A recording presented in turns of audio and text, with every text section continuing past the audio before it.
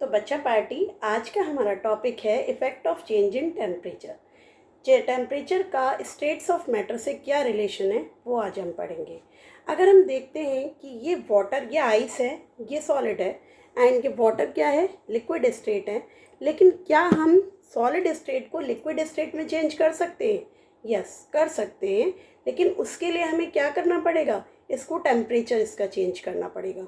तो जब हम 1 किलोग्राम आइस को हम उसे लिक्विड में कन्वर्ट करना है, तो 1 किलोग्राम आइस को जब हमें कन्वर्ट करना होता है लिक्विड स्टेट में, तो हमें उसे क्या देनी पड़ती है? Heat energy.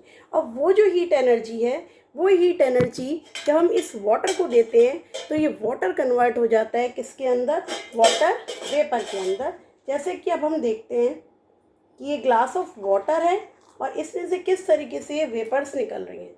अगर हम देखें तो ये वाटर वेपर है। जब हमने इसको हीट दी तो क्या हुआ कि वाटर वेपर इसमें से निकली। ये देखो, इसके अंदर से लगातार वाटर वेपर्स निकल रही हैं। और अगर हम वाटर वेपर को ध्यान से देखें तो इसका जो टेम्परेचर है और इसके टेम्परेचर को अगर हम रिकॉर्ड करें तो टेम्परेचर इसका और इस वाटर का टेम्परेचर सेम आता है। क्यों? ऐसे ही अगर हम आइस को देखते हैं और इसके अंदर जो आइस कोल्ड वाटर है उसको देखते हैं तो उसका टेम्परेचर भी सेम आता है। मगर ऐसा क्यों? एक सॉलिड स्टेट है और लिक्विड स्टेट है। जब सॉलिड लिक्विड में कन्वर्ट हो जाता है तो उस समय एक एनर्जी काम करती है जिसे हम लेटेंट हीट कहते हैं। Latent heat means hidden energy.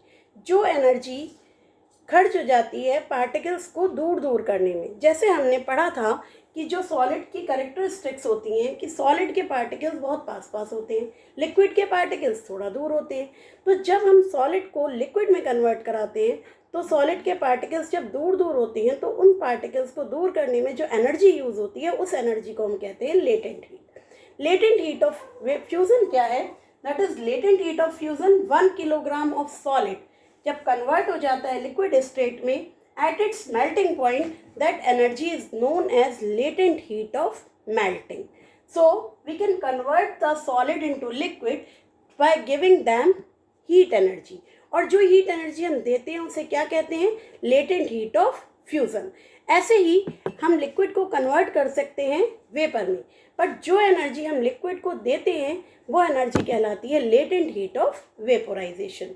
तो we know about the understand what is latent heat of vaporization, what is latent heat of fusion. But some substance like naphthalene balls, अगर हम naphthalene balls को देखते हैं तो ये जो naphthalene balls होती हैं ये balls किस में कन्वर्ट हो जाती हैं? अगर हम इनको हीट करेंगे तो ये डायरेक्टली कन्वर्ट हो जाती हैं वाटर, जो ये डायरेक्टली कन्वर्ट हो जाती हैं वेपर में। तो इस प्रोसेस को हम क्या कहते हैं? This process is known as sublimation. जब कोई भी सॉलिड सब्सटेंस डायरेक्टली कन्वर्ट हो जाता है वेपर में तो उसको हम कहते हैं वेपोराइजेशन। तो कुछ सब्सटेंस ऐसे होते हैं जो ये वेपोराइजेशन शो करते हैं, जिसमें एथर-एक्स है, नेफ्थलीन बॉल्स हैं, कैम्फर है। तो ये ऐसी प्रॉपर्टी शो करते हैं जो सब्लिमेशन शो करते हैं। ऐसे ही कार्बन डाइऑक्साइड है। अगर हम कार्बन डाइऑक्साइड को, गैस को कंप्रेस करेंगे, उसके ऊपर प्रेशर लगाएंगे तो क्या होगा? वो सॉलिड कार्बन डाइऑक्साइड में कन्वर्ट हो जाएगी और उसे हम ड्राई आइस कहते हैं। आप लोगों ने देखा होगा जब आप आइसक्रीम पार्लर्स पर जाते हैं तो वहाँ पर जब आप आइसक्रीम खाते हैं तो वो जब खोलता है उसे तो उसमें से बहुत सारी वेपर्स निकलती हैं।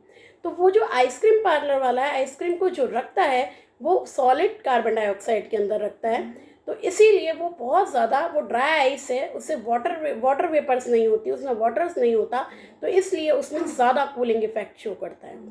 वैक्सीन्स को एक जगह से दूसरी जगह जब हम लेकर जाते हैं तब भी हम ड्राई आइस को यूज़ करते हैं। तो इस तरीके से आज आपने सॉलिड वाटर की 3 स्टेट्स के बारे में पढ़ा, solid, liquid as well as gas, और कैसे हम टेम्परेचर को चेंज करके सॉलिड को कन्वर्ट कर सकते हैं लिक्विड में और लिक्विड को कन्वर्ट कर सकते हैं गैस में।